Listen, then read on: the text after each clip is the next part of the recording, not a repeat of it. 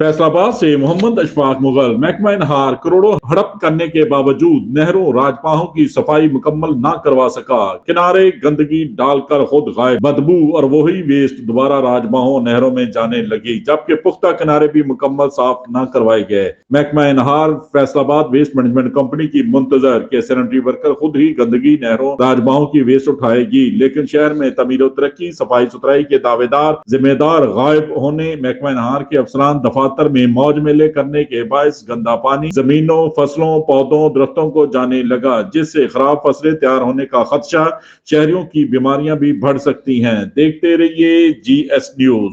इस वीडियो को लाइक करें, हमारे चैनल को सब्सक्राइब कर बेल आइकन जरूर प्रेस करें।